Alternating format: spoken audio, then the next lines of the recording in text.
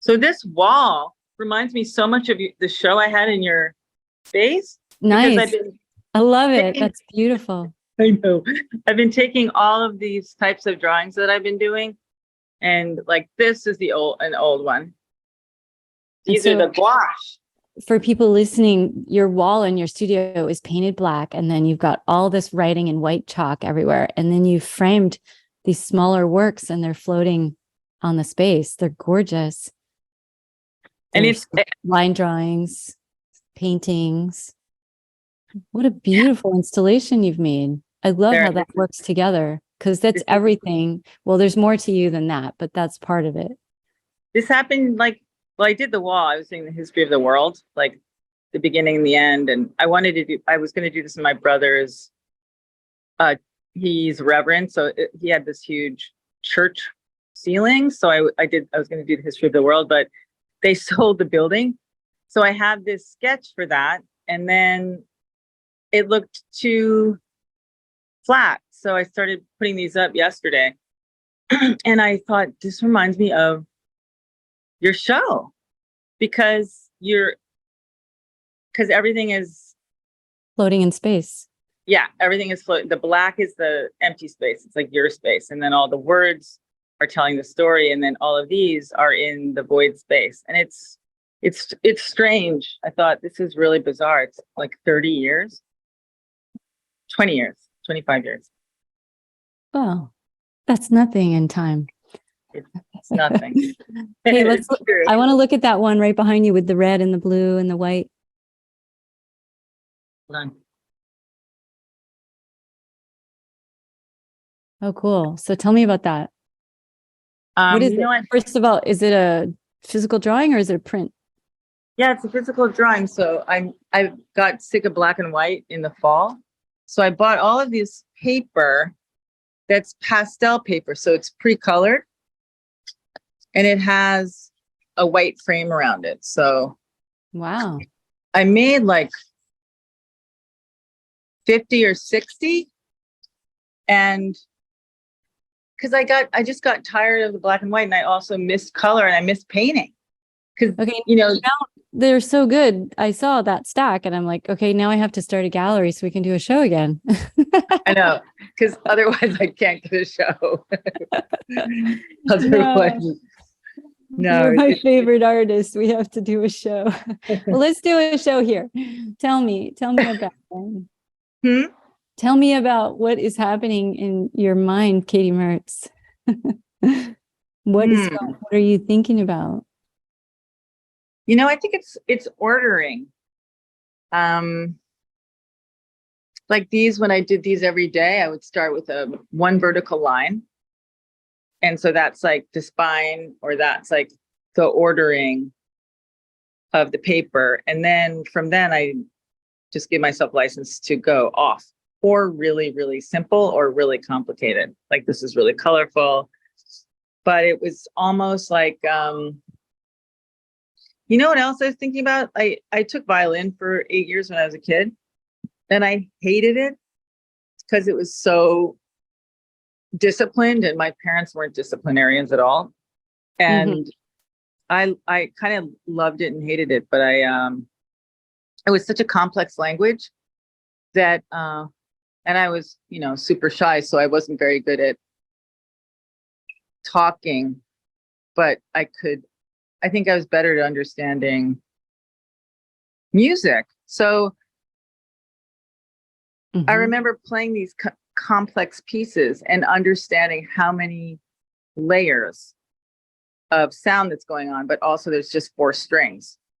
So, and then tone and pitch, and like what a line is, like a tone or a pitch or a sound. So I think a lot of this has to do with the violin and what I learned, which is incredibly complicated to explain, but it's about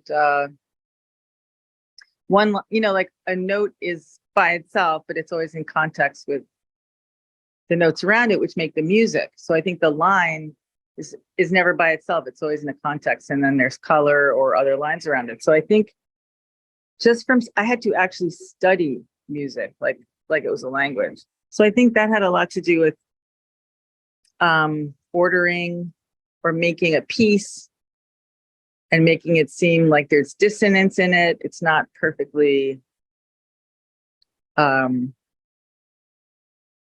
it's not perfect. There's all this dissonance, and depending on what key it's in. So I think I started to do work that had that as a structure, language, and not necessarily visual art per se as a somewhere I could go to learn something from. Yeah, I totally get it, because when I look at your murals, the words to me are kind of marks. I mean, I do read them and I get some meaning out of them, but I'm really more absorbing them like a visual language, the lines of the letters, and it just becomes pattern and material, and it communicates on a couple different levels. And then to see your other work layered on top of it makes perfect sense, because these are all the different, this is your visual language. So tell me a little bit about those black shapes, the sort of amoebic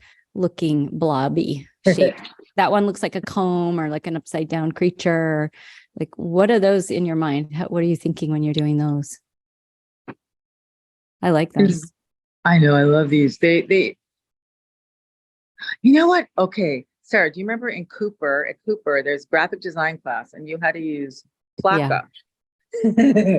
You're the only person that I could talk to.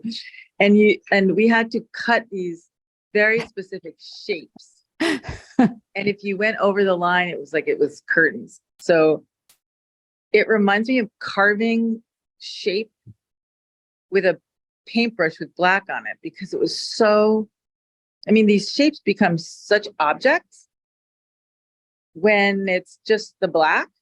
And I think it was just making these beautiful 20th century like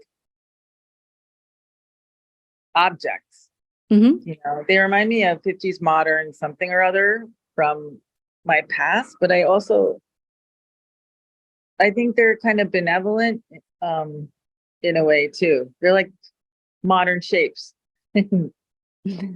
And they're also sort of like, I mean, you talk about the void or the negative space. I think they're kind of like an element that became a creature.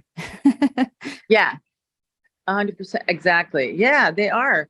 They're like some shape and they come to life. So, and this reminds me of the drawings you were making. I don't know if you want to show us close up, or I could screen share your drawings from your website, but they have this kind of like journey that they go on, right? Like you start with something and you just keep going. And these objects they do kind of become music or stories unto themselves. And it is like, it's total improvisation. I guess that's what all art making is in some respect. Maybe some people are totally planned, but I feel like the drawings have a similar, I want to say language again, there's got to be a better word. I know. It's almost like there's a line that goes through everything, and the line changes character, or flattens out, or is animated, and there's no two things that are alike. So like I'm sharing this image right now of one of your drawings. There's so much space, but I feel like I'm looking at a sculpture. Yeah, they're like, if I could, because I'm terrible with physical 3D. I'm so bad with 3D. This is the way I would imagine a thing. Yeah, they are sculpture. And like modernist kind of architecture, painting, like 20th century. I feel like there's an aesthetic that comes through, I think, because all that you were exposed to as a kid. Yeah. Do you think so? Oh my God. I look at these, it just reminds me of Eames and all of the 20th century modernist work, which I grew up looking at. Like it's all in your back catalog in your brain. Yeah, totally. And I was so struck in LA by actually seeing the Eames House live because we went there together, didn't we? Yeah. Oh, that was great.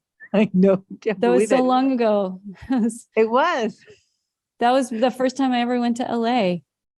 I know. Oh my God. It was like 1998 or something. Oh, I love this one. So yeah, you went to the Eames House, and that was really profound for you. Me too. Yeah, I know, wasn't it? Because in what way for you? I remember, just like your show, there was paintings hung from the ceiling, and they were different levels, and then they were also kind of hung, suspended in midair next to a wall. Maybe it was inside or next to a bookshelf, so they didn't have like flattened out onto a wall.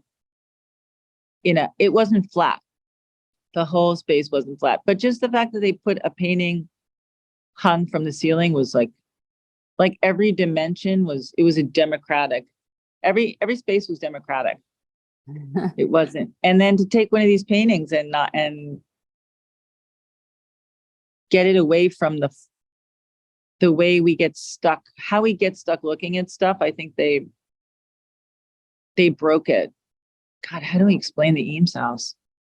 No, I think democratic is a great word because I've always thought about them as like bringing art to the masses and, designing their fiberglass chair so that it could be used in schools, and wanting to sell things at a lower price point for everyone instead of making it high art too out of reach, and just bringing the appreciation of excellent design to the world, and also integrating everything into their lives. So they had art, music, that painting hanging in the space, the way the furniture was made out of plywood, or the couches were made, and the material and the way space could be used. Like a living room is for conversing and appreciating art and being with other humans and looking out at nature, and it brought the inside in or the outside in and the inside out. And it just was it was kind of about integrating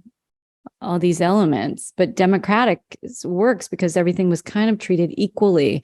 They never made the architecture bigger than anyone, which is a typical architecture thing to do, like make it grandiose, make it like the Guggenheim, a little bit overpowering, so your art doesn't feel so great.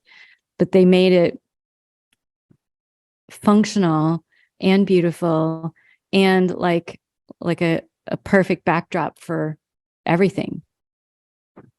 Yeah, you said it so well. I mean, I'm just thinking out loud, but in looking at your painting on screen right now, like it's similar. Like you're thinking about how to organize space, how to interact with these different beautiful objects, but then it's like there are these narratives that flow through. And I always loved the fact that you made one of these every single day. Like it was a part of your morning practice, and that you were emptying your brain onto the paper. And it was like, holy shit, look at all that stuff she's got in her brain. That's amazing. Like, I think you're brilliant. And everything you do is like that. And then like, jumping over to the paintings that you're making out in the world right now, which are incredible. They're huge, the size of very large buildings.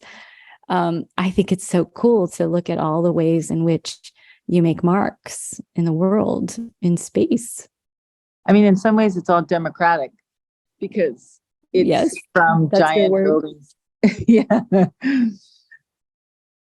Yeah. I'm trying to think of the root word of democracy, or democratic, but it because even the buildings, huh? I was going to say demo. It doesn't work. A demo. I know, crap. Yeah, these marks are like little drawings. Just if you take 5 of them and overlay them, and they're one of my 20th century type drawings. What, Sarah, is interesting is all of these shapes and curves and lines that I do, I've done them before in drawing. So in some ways, drawing every day was seriously like a practice, like a warm up, or they are things in of themselves. But every shape that are on these buildings, I did already in the drawings for 15 years. I was doing a drawing every day. And so, and I'm quick with them because I've had so much practice doing tiny scale drawings that just blew up onto, into architecture, which is great because it's like my parents, it's on a building and the building influences the space and people around it, but I have no idea how to build. So it's by default that I'm becoming an architect of sorts with line.